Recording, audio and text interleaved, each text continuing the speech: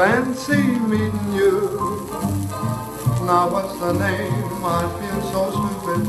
Oh, I recall it's Daniel Cupid. Well, fancy greeting you.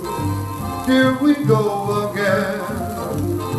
And since you're here, I bet you're wishing to supervise the love audition. So grab your bow again. I'm the pickle guy that ran you ragged.